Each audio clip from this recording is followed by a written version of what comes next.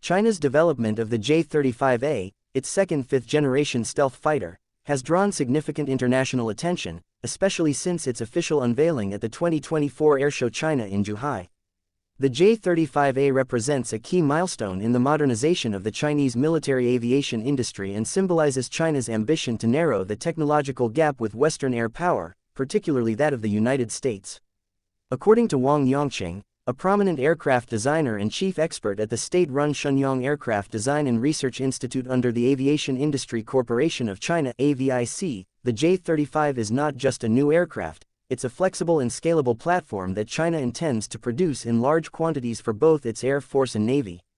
Wang explained in a rare interview with the Global Times that the J-35 series was built around two core development philosophies: an air-sea twin configuration and a one-aircraft, multiple variants strategy. These concepts allow the same airframe to be used across different military branches, including land-based and carrier-based operations, significantly reducing development time and cost while also enabling easier upgrades. Essentially, the J-35 was designed to serve as a multi-role workhorse for the People's Liberation Army, capable of fulfilling a broad range of missions, from frontline combat to electronic warfare and beyond, across different domains. This dual configuration approach is similar in ambition, though not necessarily in execution or capability, to the U.S. F-35 program, which also supports Air Force, Navy, and Marine Corps variants from a single design lineage. At the 2024 Airshow China, the J-35A's public debut generated considerable excitement. Audiences were particularly struck by the fighter's high-performance maneuvers and the visual spectacle of its afterburners, which left mock diamonds glowing in the sky over Zhuhai. These kinds of carefully choreographed public displays serve not only domestic morale and recruitment purposes but also aim to signal China's technological advancements to potential buyers and adversaries alike. China has historically kept its most advanced military hardware closely guarded, so this relatively open unveiling reflects a growing confidence in both the capabilities and competitiveness of its defense industry. Wang emphasized that the air-sea twin configuration provides a strong foundation for long-term development. Many of the J-35's core technologies, like sensors, avionics, and onboard systems, are designed for modularity and cross-compatibility across multiple variants. This modularity streamlines the upgrade cycle and makes it easier to produce new versions tailored for emerging combat requirements. Moreover, by producing large numbers of a common aircraft platform, the PLA hopes to reduce maintenance complexity, lower long-term logistical costs, and improve operational readiness, goals that mirror some of the U.S. Department of Defense's rationales behind its own Joint Strike Fighter program.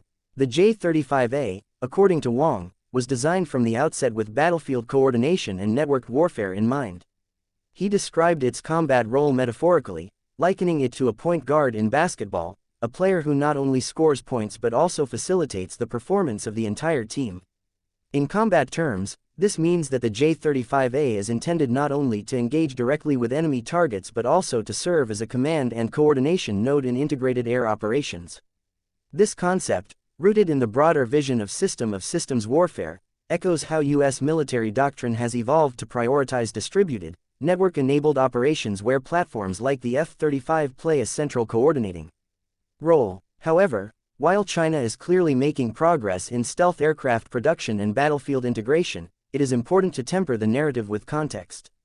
The U.S. has decades of operational experience with fifth-generation fighters, including the F-22 Raptor and F-35 Lightning II, both of which are supported by vast, combat-tested logistics and command infrastructure, global basing, and allied interoperability.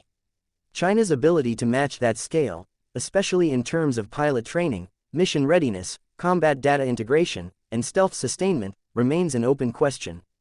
That said, Wang's statements make clear that China is taking a long-term strategic view of the J-35 program. The combination of stealth, flexible variant configurations, and cost-conscious development signals an ambition to build not just a few showcase units but a large operational fleet that could serve across theaters.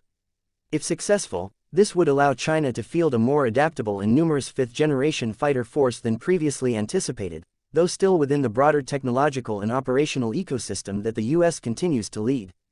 The J-35 series represents a major step in China's evolving airpower projection strategy.